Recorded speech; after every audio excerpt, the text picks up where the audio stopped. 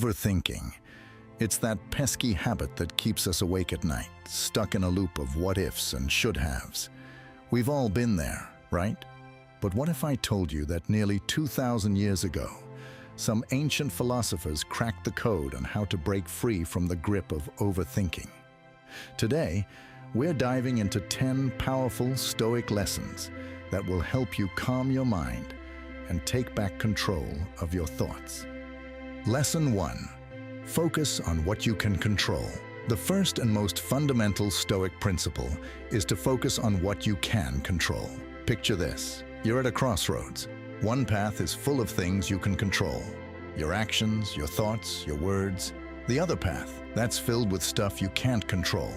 Other people's opinions, the weather, even traffic. Yet so often, we choose the second path, worrying ourselves sick over things we have zero power to change. Epictetus, a Stoic philosopher, taught that we cannot control what happens to us, but we can control how we respond. Next time you catch yourself spiraling into overthinking, ask yourself, is this something I can control? If not, let it go. Focus on what you can influence and let the rest be. Lesson 2.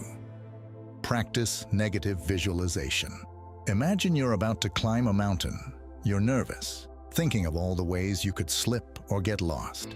Now, take a moment to visualize those worst-case scenarios.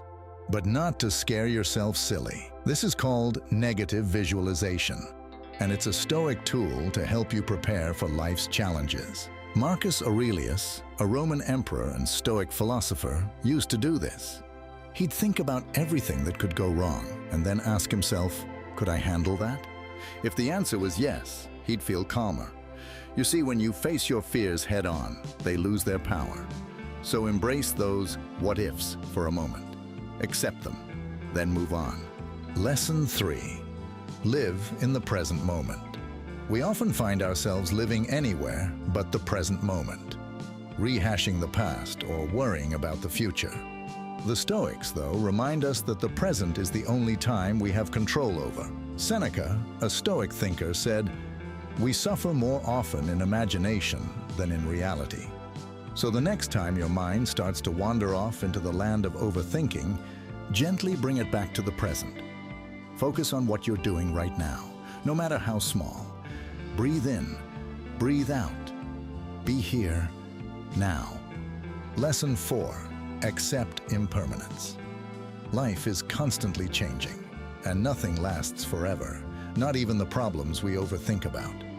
This concept is known as memento mori, which means, remember, you will die. But before you think this is morbid, let me explain.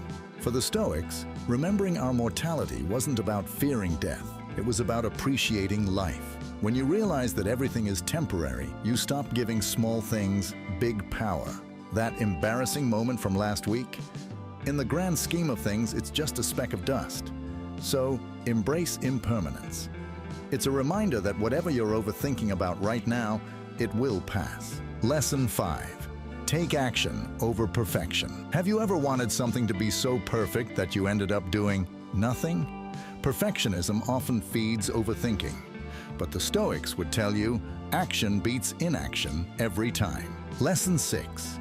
Detach from outcomes. We've all been there, working hard for something and obsessing over the outcome. But here's the Stoic twist. Detach from the results. The Stoics believed that our role is to do our best, not to guarantee success.